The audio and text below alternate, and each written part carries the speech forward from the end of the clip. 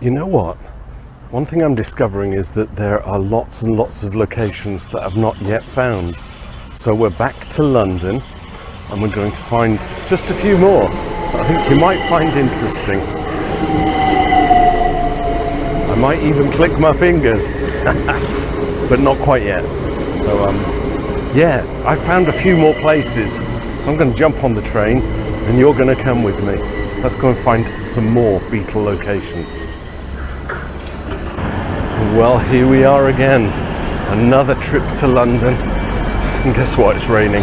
So I might have to wear my cheeky little hat. Now, it's supposed to clear up by about 11. And it's 11 now. Yeah, it's 11 now. But I found a few more locations in London and I think it's worth a little visit.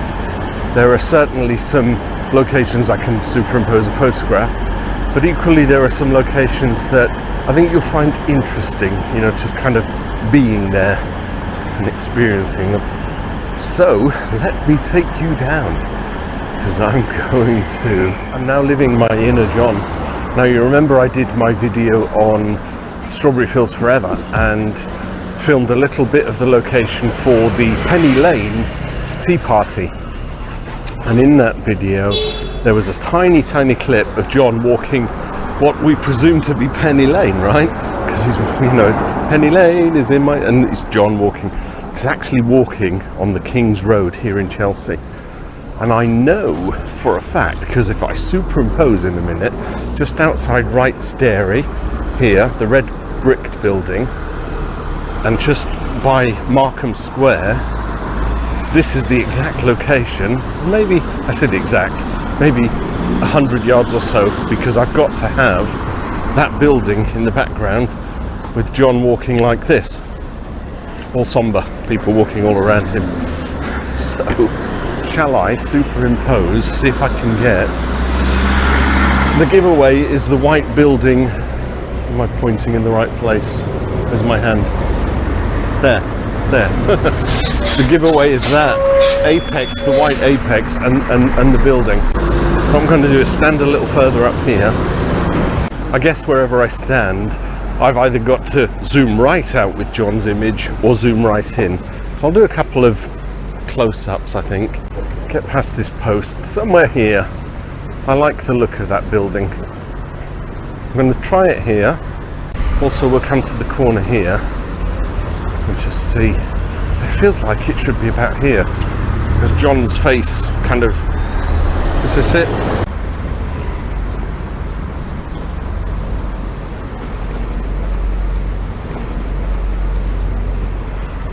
So yeah, the King's Road on Chelsea.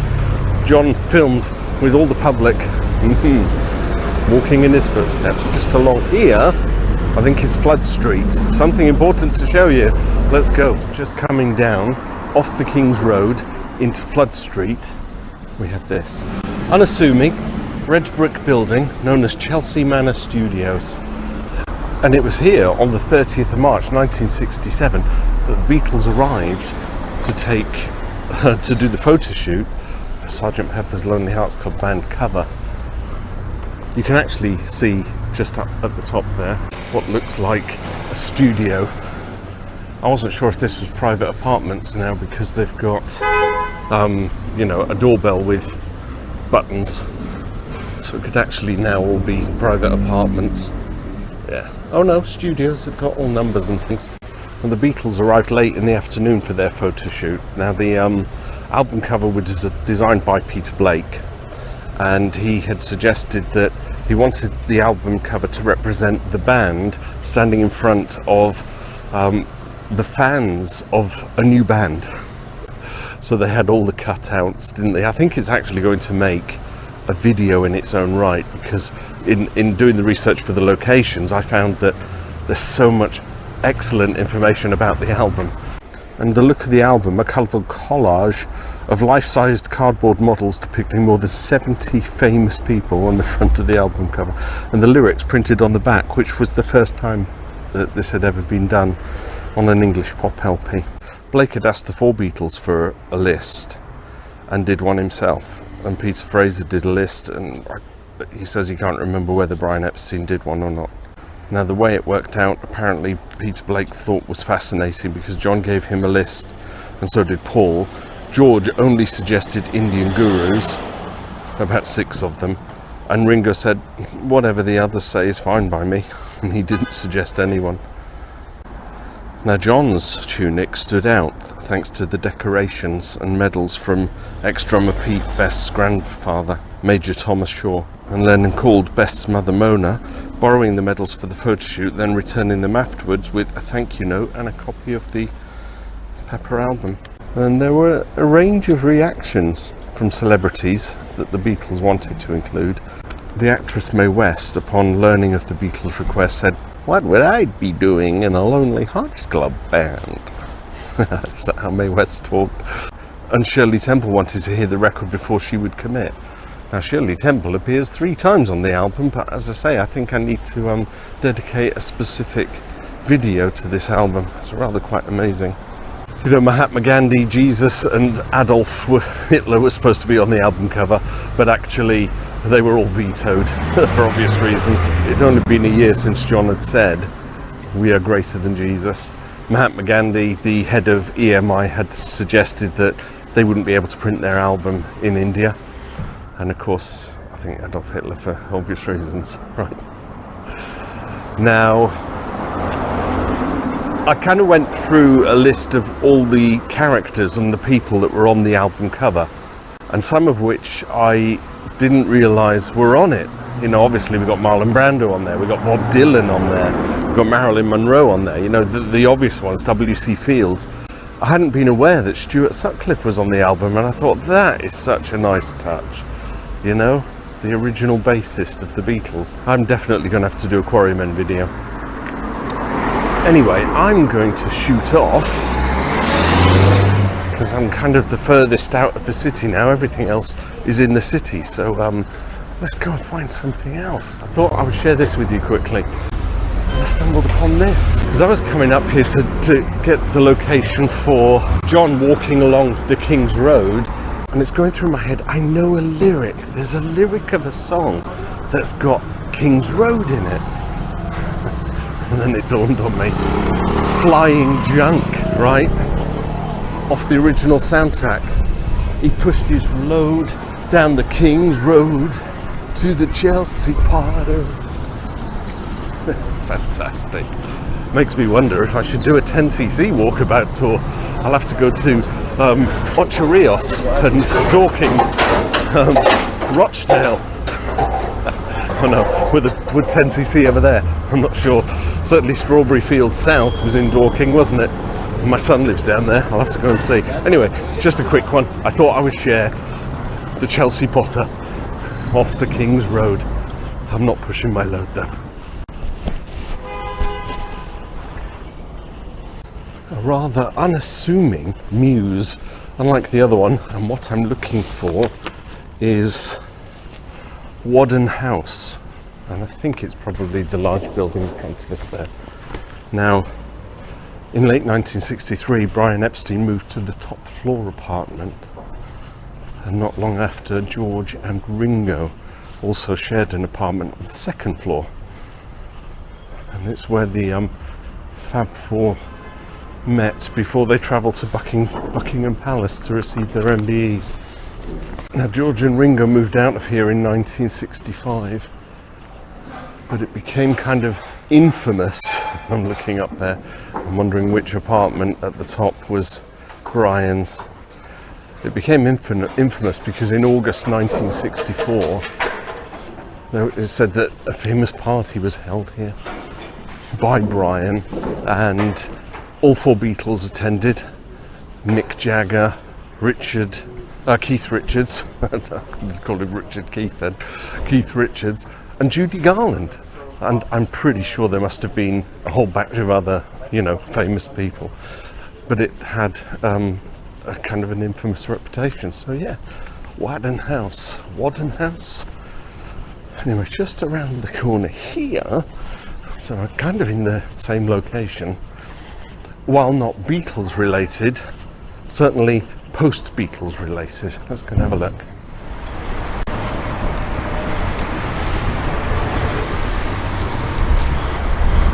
So still in the borough of Chelsea, 26 Cadogan Square.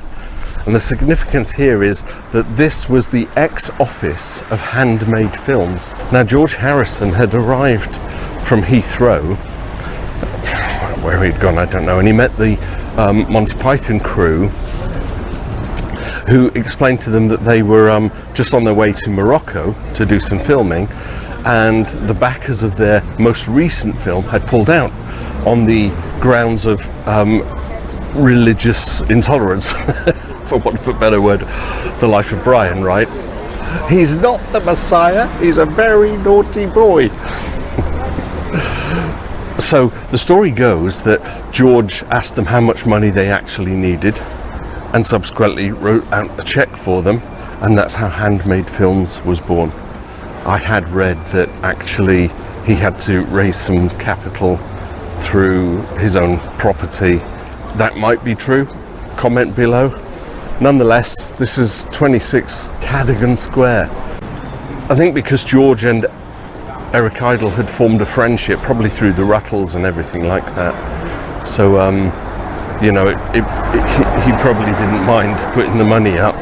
And to be fair, I don't think he had a really bad deal, because Handmade Films went on to make quite a few kind of substantial British films. So yeah, 26 Cadogan Square, the ex-offices of Handmade Films. Now, what was I thinking?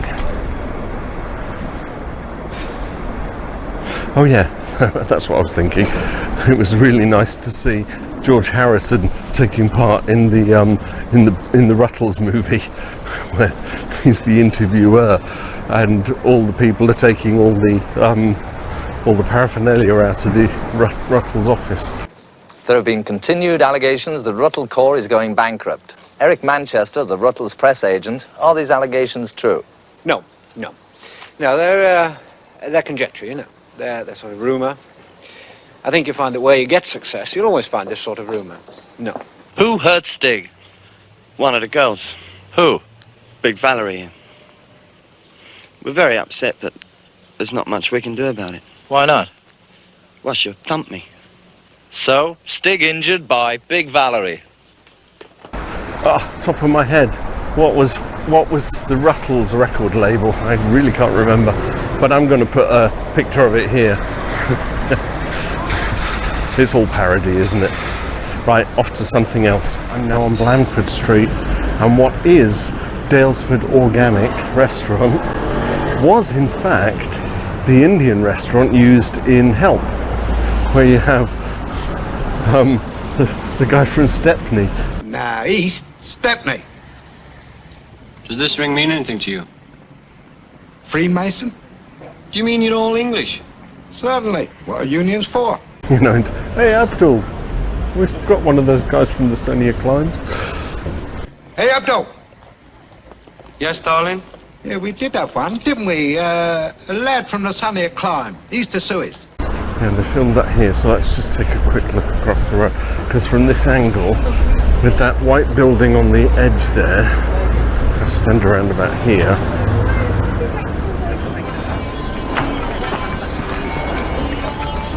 It was this scene that you had the ice cream van pull up here, and everybody's piling out of the ice cream van. Funny scene where Ringo's taken downstairs so that he can show the guy, the one and only Indian working in the Indian restaurant, the ring, and he's doing a handstand or a headstand, isn't he? Is it nasty, this ring, sir? Ah! Kylie! Oh dear, I must lie down. That's better. Oh dear, Kylie, I must lie down. And he goes and lies down on a bed of nails. I said, oh, that's better. Anyway, it's just around the corner from Blandford Street is Manchester Square. Something iconic in Manchester Square. Thwarted again by dastardly plans of redevelopment. 20 Manchester Square. And this was where EMI had their headquarters. As much as the Beatles were signed to Parlophone, Parlophone was a subsidiary of EMI, and it was EMI that pushed the Beatles worldwide. So their worldwide phenomena was through EMI. So the Beatles would have traipsed the staircase, which was in the middle of this sort of apex of this building, going straight up. And the iconic photograph for Please Please Me was taken here, and also the two pictures for the red album and the blue album. What came first, the red album or the blue album? Okay, let's go see somewhere else. Wow, it's such a narrow little street that you would not imagine that the Beatles had come running across, but there was Asprey's Jewellers, and the Beatles go charging in to try and get the ring removed by the jeweller off Ringo's hand. Another help filming location. Behind me, the Royal National Hotel of London, which in 1961 was just called the Royal. Now the Beatles stayed here for one night only. What happened was, as you well know, they came down to London to do their audition for Decca Recordings, and they stayed here at the Royal National Hotel, which, as I say, was just called the Royal in those days. But they weren't impressed, so they didn't stay longer than one night. But it has a significant spot, Beatle folklore, you know, because it housed them for one night only. However, just down the way here at Russell Square is another more significant hotel, so I'm going to take you there. It's funny walking down Russell Square like this. That's Russell Square House on the corner there. I worked there for 2 years, and in fact I was in that building when they had the lockdown in July. Was it 2007, the bombings? Which occurred just down there. Anyway, that's by the by. We just want to look at this other significant hotel. Just, it was bringing back some memories, that was all. So just round the corner here in Guildford Street should be the President Hotel, and there it is.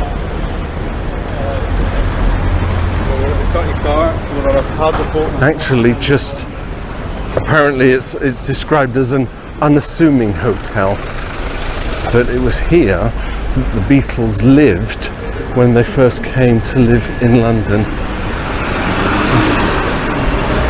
A lot of rooms and apartments, I guess, not just a hotel for guests. Fawlty Towers celebrating 10 years at Welcome to the President Hotel, home of the original Fawlty Towers dining experience. Manuel Mac. So let's get ourselves in position here. I'm going to take that iconic photograph that the Beatles did. I think I'll have to get the photograph up on Google, find out where it is, and place myself accordingly. Let's do it. Okay, so significantly, they're standing right in front of the President Hotel sign, so we don't see that, but we do see some of these white windows on the right of the picture, and I think I have to kneel down like so to get the right perspective. Yeah, so that kind of works. The President Hotel, so they're standing in front of the name, so you don't see that, but you've actually got the 1, 2, 3, 4, 5, 6 windows. I'm about the 7th here, so yeah, ticking them off the list. It's getting warm. They said it was not going to rain forever. Right, I've got somewhere else to go and look at. I'm now on Argyle Street, where between 1964 and 1967 Brian Epstein had the NEMS office. Brian Epstein managed the Beatles and other artists from offices here, 1964 to 1967. Yeah, the North End music stores. This was Brian's London office where he managed the whole empire. often referred to as the fifth Beatle. I've read. Who was that fifth Beatle? It's now 5 guys. Is that not appropriate? You know, 5 guys named Beatles. Right, just round the corner here, something else. Is this not swinging London? Look at this. It's, what is this? Carnaby Kingly Court in London. Just down here was the nightclub, the Bag of Nails, number 9 Kingly Street. Here we go, this is it. The Bag of Nails Club. Jimi Hendrix Experience played here, 1966, number 9 Kingly Street. Now the significance of the Bag of Nails was, in swinging London, a hotspot for all the pop stars. You know, they're going to come and hang out here. And it's purported that McCartney had his own private table here, so he would come in. And I think it must have been the responsibility of celebrities to actually frequent these places, because it gave the places a reputation. You know, Paul McCartney comes here, and Jimi Hendrix plays here. So of course us, the general public, want to also go there. You want to say, oh, you know, I went to that place where Paul was. Bag of Nails Club is where Paul met Linda. I think that's a video all on its own. But she was overdoing a photo session for taking shots of famous rock stars, etc. And Paul was purported to have spied her across the room. And as she was leaving, he got up and, you know, awkwardly said, "Oh, hi. We're going to another party. Do you want to come with us?" Which she did do. I think I read that he was kind of awkwardly trying to get her attention, which is not normally what one does when you're trying to pick up a hot date. But for Paul, I can only imagine it was suddenly he's love struck. You know, he's seen his soulmate, his love of his life, and you're lost for words when that happens, aren't you? So yeah, the Bag of Nails, where Paul met Linda. It's on the corner of Old Compton Street, number 63, now a La Pastia Italian restaurant. I'll see if I can superimpose a picture here. Used to be Dougie Milling and Sons, the master tailors, known the world over as the Beatles tailor. I know it's in here that John had come in and asked Dougie for something different, and what became known the world over as the Beatles collarless suits were created here. And Dougie Milling has a unique cameo in A Hard Day's Night, where he plays, appropriately, a tailor. And John comes up with the scissors, doesn't he? Have a look at this. I now declare this bridge open.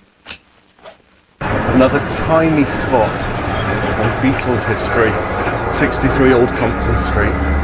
Fascinating. Right, what's next? It's still swinging, even in the daylight. Right behind me, the London Pavillion. This is where all four of the Beatles films premiered. A Hard Day's Night, Help, Yellow Submarine, and Let It Be. All premiered at the London Pavillion. But Piccadilly Circus, amazing, even in the daytime. Where are we going up there? That's Shaftesbury Avenue. That must be Regent Street. Piccadilly. Right, I'm going there. London Underground.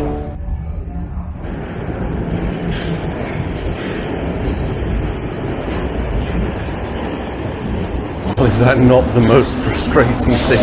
I think I do more miles walking the underground than actually riding the underground. And what makes it even more frustrating and noisy is that sometimes you get on the tube and you go the wrong direction. You have to step off and do a return trip. Anyway, we're here now. This is St James's Park tube station, and I'm walking out onto Petit France. Specifically wanted to just quickly show you another office I worked in London. Ministry of Justice Department. More IT work carried out on behalf of. Anyway, just round the corner here, Caxton Hall. Caxton Hall, please. There's no hurry. Caxton Hall, 11th of February 1965. Ringo got married to Maureen Cox. She was 18, he was 24, 25, something like that. Both sets of parents attended. John and Cynthia. Brian was best man. George Harrison was here. I've no idea where Paul was. So yeah, Caxton Hall. Right, just around the corner. One huge big building. Shall we go and visit the Queen? I swear I should do a video just on interesting things to see in London, because I've just found another one. I'd forgotten it was here. This is Queen Anne's Gate, just down here, and you've got St James's Park through the gates, and the other side of this building is Buckingham Palace, and that's where I'm going to go in a second. But the corner of this building here, this apex, does it look familiar? That's where Lord Brett Sinclair had his apartment.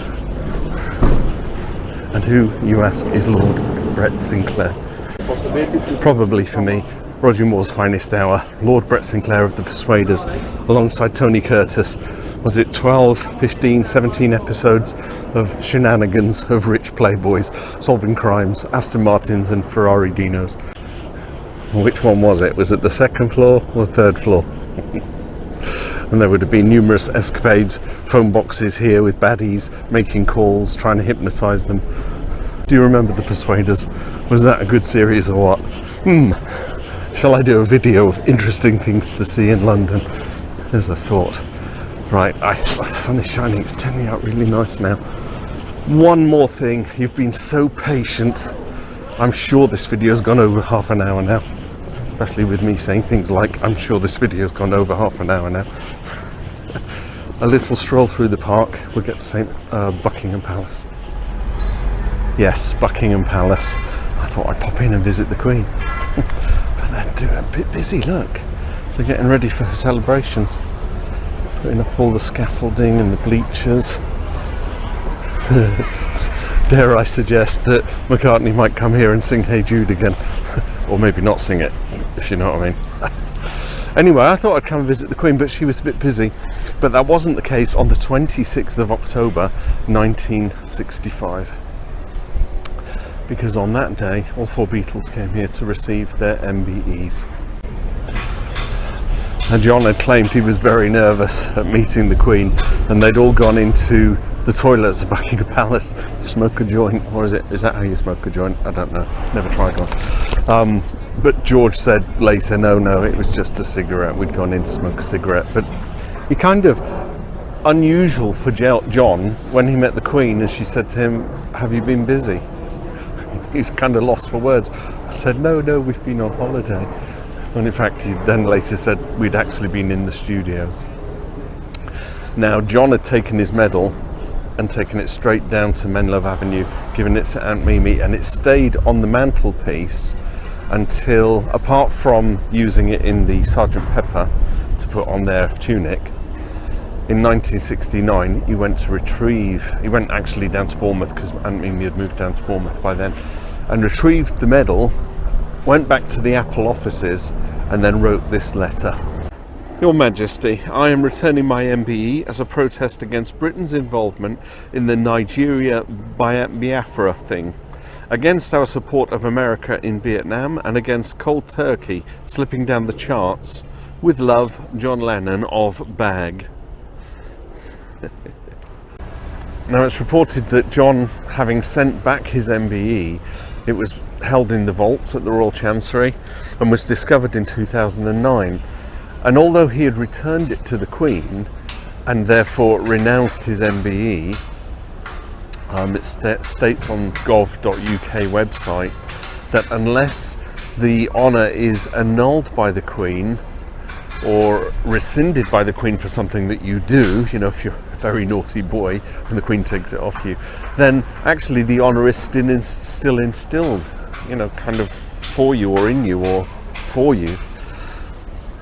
And so at his death, John Lennon was still John Winston Ono Lennon MBE.